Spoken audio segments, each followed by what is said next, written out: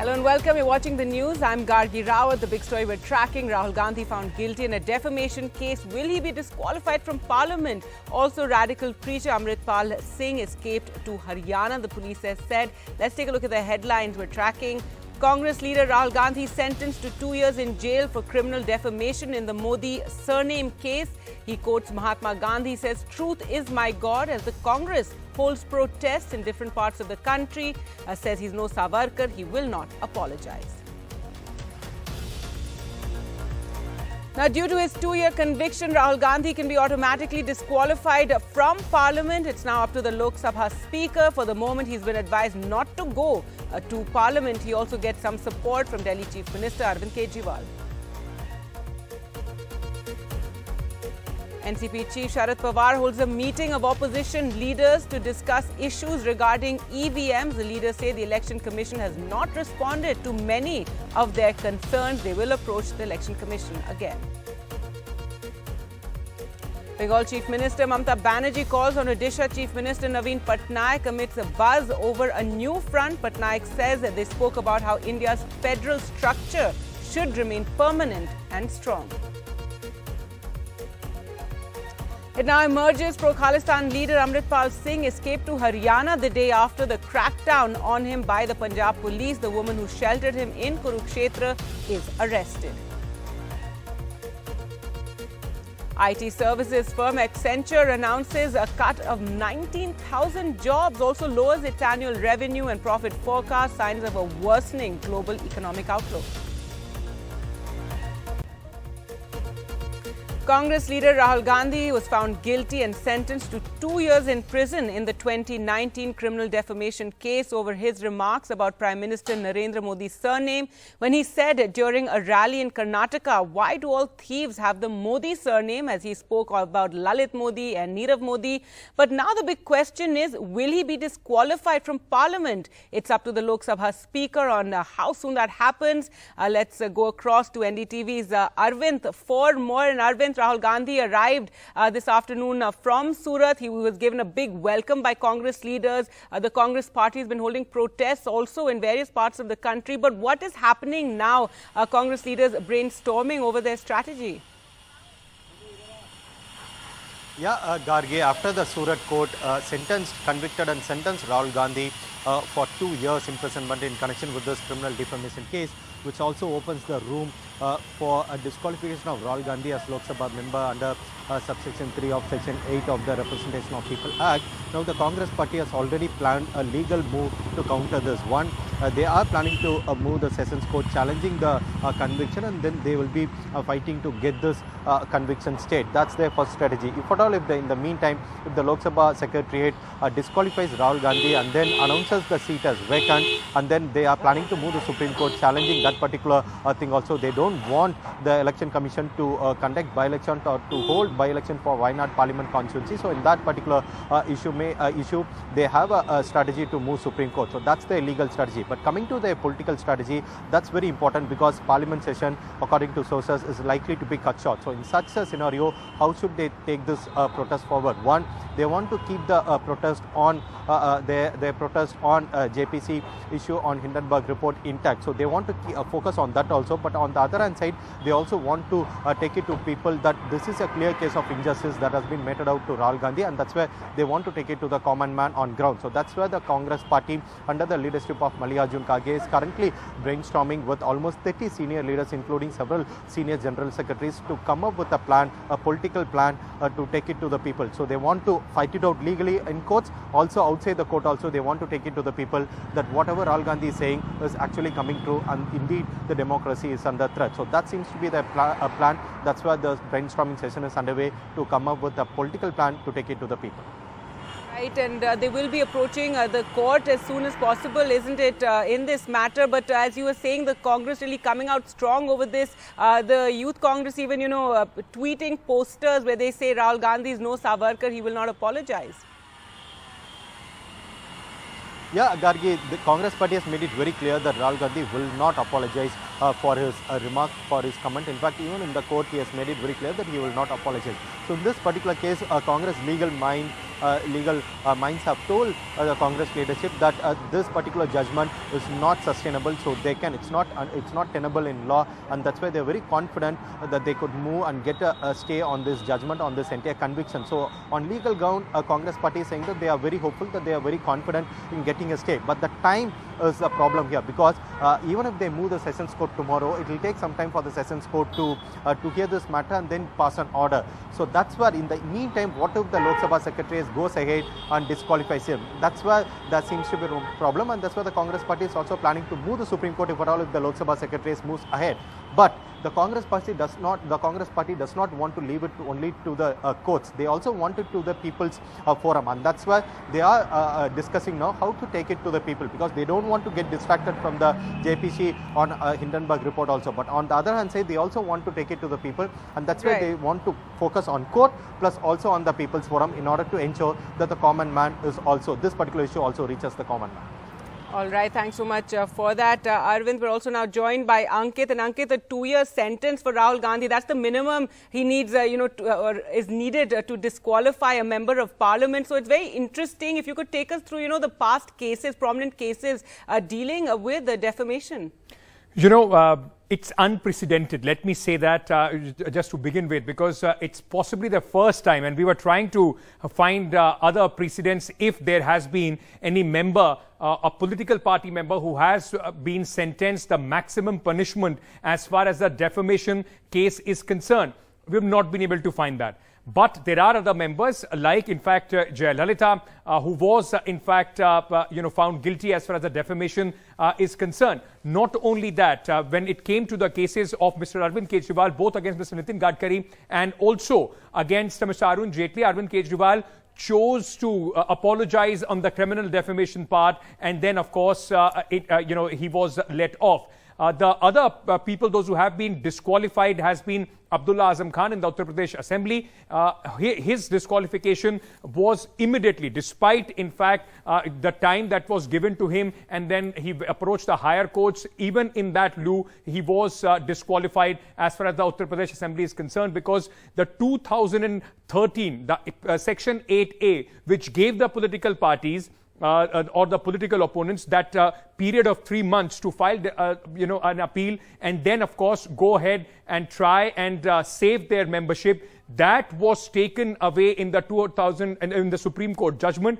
And also, if I can take you back, Rahul Gandhi was also the person who we saw tearing that ordinance which the government at that point of time wanted to bring in the Supreme Court, trying to keep that 3-month period intact for politicians. So today, it's an irony that he's falling to the, at the altar of the same law, which the ordinance which he, in fact, had gone ahead and tore off right in the public glare. Now, very, very importantly, 2 things that Rahul Gandhi and the Congress party would want to go out to the people with.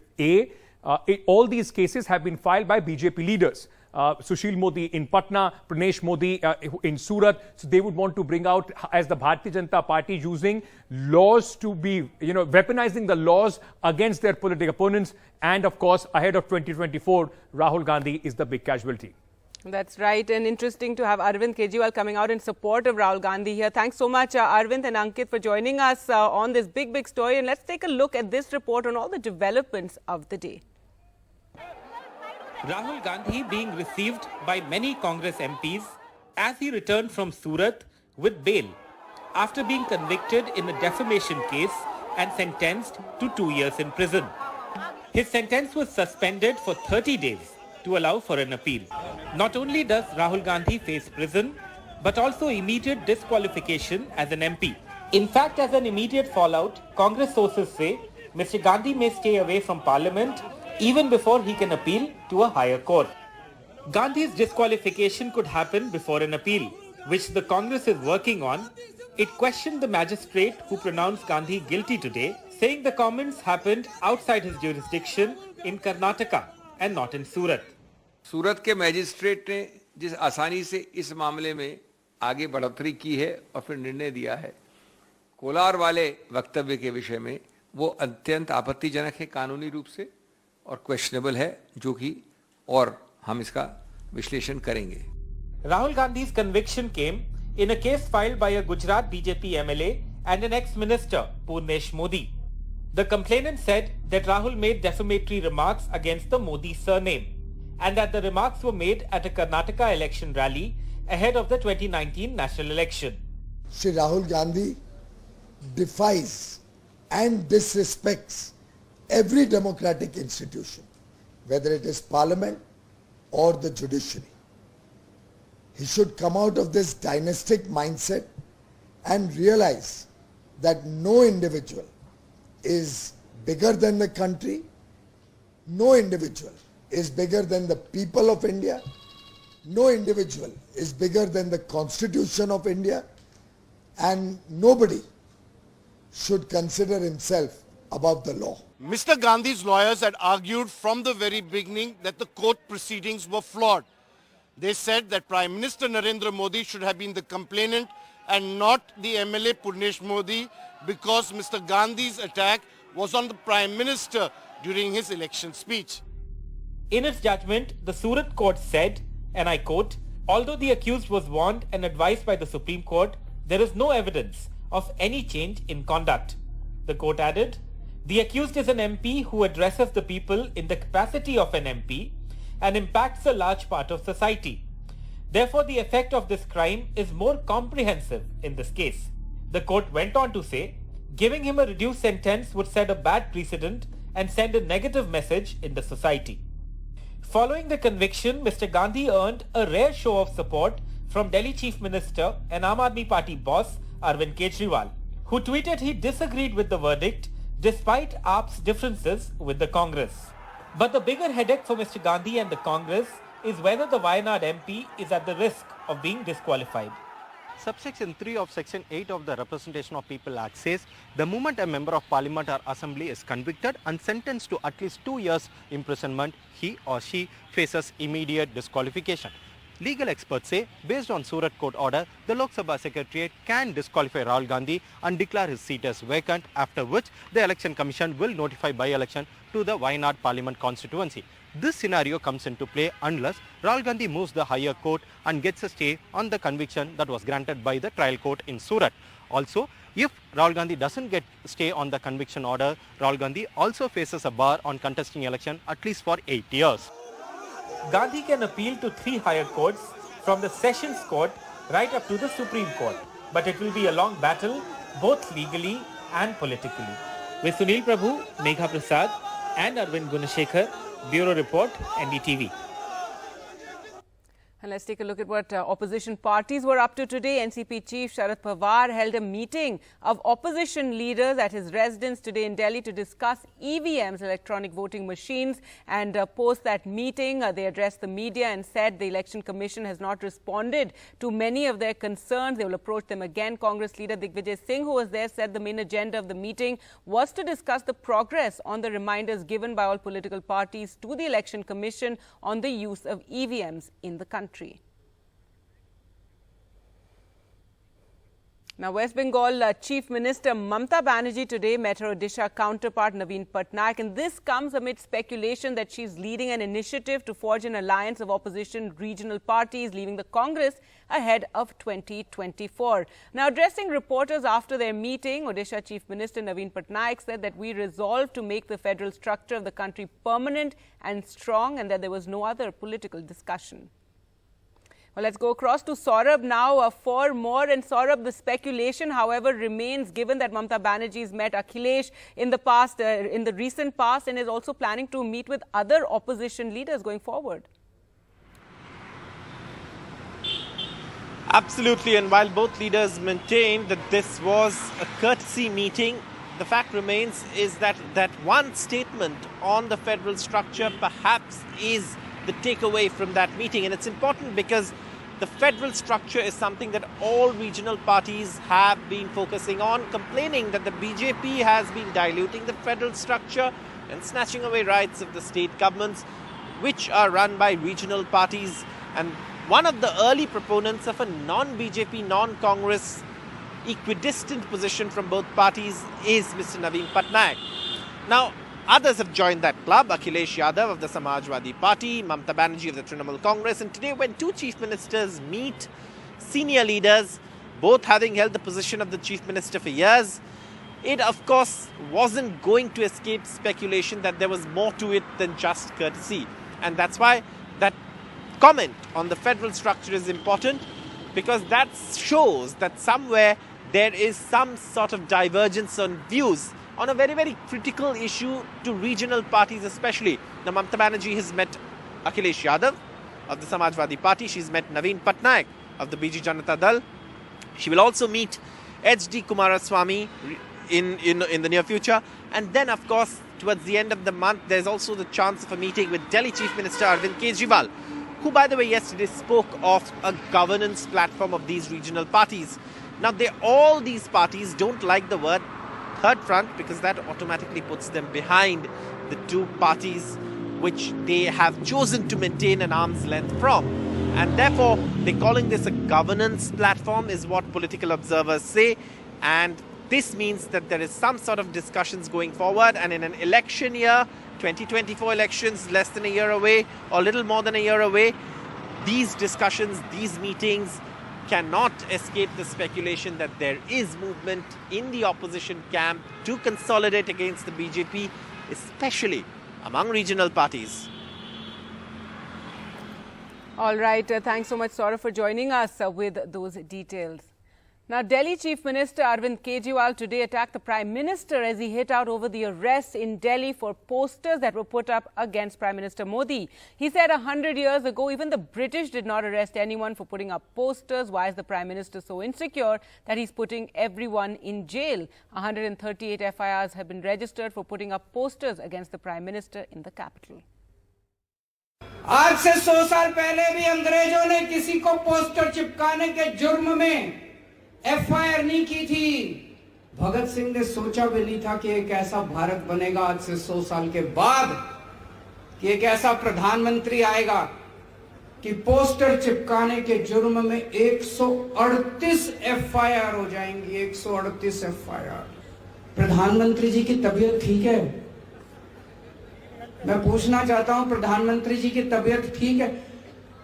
हमारे महान देश के इतने शक्तिशाली प्रधानमंत्री एक printer और 6 गरीब आदमियों से भिड़े पड़े हैं परसों से। ये शोभा देता है हमको। Now, the BJP today appointed new state chiefs for the states of Bihar, Odisha, Rajasthan and Delhi, all the states where the BJP is out of power. Let's go across to Akhilesh now for more. And Akhilesh, take us through the names of those who have been appointed and the significance. Well, interestingly, these two names, one is for Rajasthan, Mr. C.P. Joshi, who is an MP from Chittorgarh, and also Mr. Samrat Chaudhary, who is an MLC in Bihar. These two names are very interesting because these two are very young. Mr. Chaudhary is just 52 and Mr. C.P. Joshi is just 47 years old. And this is a conscious decision by the BJP to balance the caste equations in these two crucial states of Rajasthan and Bihar. In Rajasthan, remember, the elections are due by the end of the year. And by choosing C.P. Joshi, who is a Brahman leader and a stalwart of the BJP in Rajasthan, and he also comes from ABVP background, BJP has sent a message to the Brahman community that, you know, it wants to keep them along with them for the upcoming assembly elections. And in Bihar, Mr. Samrat Chaudhary, who comes from Kushwaha community, a community which, has a hold of JDU and Nitish Kumar particularly, BJP is trying to woo this crucial community and take the wean away the votes of Kushwaha community from Nitish Kumar. So these two appointments are very crucial as far as the upcoming assembly election and Lok Sabha elections are concerned. And in Delhi, BJP has chosen Viren Sachdeva, who is a Punjabi leader, and he was for some time as a working president. Now he's been given a full-time job. All right, Akhilesh, thanks so much for joining us with that. Pro-Khalistan leader Amritpal Singh was in Haryana a day after fleeing from Punjab police. That's what the police have said today. He stayed at a house of one of his associates in Kurukshetra on Sunday, then left early the next morning. The associate, a woman named Baljit Kaur, has been arrested, and the CCTV footage that you can see there shows the wanted radical preacher leaving the next day carrying an umbrella to hide his face. Saurabh gets us the latest. Failure from the side of Punjab police as well as central agencies as well, because it was a coordinated op.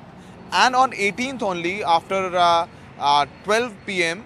According to my top source in Punjab Police, they had alerted Haryana Police as well. To reach to Haryana, Amritpal changed 7 vehicles, including Platina, including Splendor, an auto and scooty. On 19th early morning, he reached Haryana and he reached Shahabad of Kurukshetra in the late evening. His close associate Papan Preet was in touch with Baljeet Kaur, who is resident of Kurukshetra, Shahabad, and she was already aligned with the ideology of Amritpal. She was in touch with Papan Preet, close associate of Amritpal, from last 2.5 years. And then Amritpal and Papan Preet stayed at her house on 19th night, and on 20th morning he left. But before that he changed his look again, his attire again. He was wearing a jacket and a pink turban when Punjab Police spotted him last in Ludhiana. All right, now moving on to more worries about the state of the economy. And IT services firm Accenture to cut 19,000 jobs. The company also has trimmed its annual revenue growth and profit forecast amid worries that recession-wary enterprises will cut technology budgets. So Accenture to cut about 2.5% of its workforce, and the layoffs will take place over the next 18 months. It's lowered its projections as well, and these layoffs, as we said, amid the worsening global economic outlook. The U.S. Federal Reserve raised its key interest rate by a quarter point, despite concerns that higher borrowing rates could worsen the turmoil that has gripped the banking system with the collapse of 3 U.S. banks. The hike is the 9th consecutive rate hike. Despite rate hikes being a major contributor to the collapse of 3 U.S. banks, the U.S. Fed announced yet another one. They grew the bank very quickly. This time of 25 basis points, taking the interest rate in the country facing a banking turmoil to the highest since late 2007. We remain committed to bringing inflation back down to our 2% goal and to keep longer-term inflation expectations well anchored.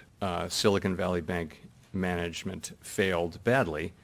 They grew the bank very quickly. They exposed the bank to significant liquidity risk, and these are not weaknesses that are at all broadly through the banking system. This was a bank that was an outlier. The 9th consecutive rate hike is aimed to bring inflation down to the Fed's 2% target from the current 6%. But the Fed signals that the hikes might be near their end. We no longer state that we anticipate that ongoing rate increases will be appropriate to quell inflation. Instead, we now anticipate that some additional policy firming may be appropriate. The U.S. Fed has been hiking interest rates aggressively since March 2022 to control inflation. But that poses a major risk to banks. A rise in rates brings down the value of government bonds that major banks invest in. That means banks have to bear losses if they sell these low-priced bonds in times of a cash crunch. This has been pegged as a major reason behind the collapse of 3 U.S. banks. And another rate hike further adds to risks of more banks failing. The decision of the world's biggest economy has a ripple effect on India as well. The Indian markets fell 0.5 as higher interest rates make borrowing expensive, reducing investors' appetite to take risks in the market. The Fed's rate hikes also fuel fears of a recession, as rate hikes hurt economic growth. With high inflation and recession fears coexisting, the US and many major global economies have a tough balance to strike. Priyanshi Sharma for NDTV. And let's take a look at the markets today. And the Sensex fell by 289 points, ending at 57,925, while the Nifty fell 75 points, closing at 17,076. PSU banking shares declined the most, while the rupee strengthened by 40 paise, ending 82.26 to the dollar. Now, the Bank of England has hiked rates by 25 basis points to 4.25%, and the UK interest rate has risen now to the highest in 14 years, while Swiss Central Bank has also hiked interest rates by 50 basis points. And this hike in rates despite the credit Swiss turmoil that has been taking place.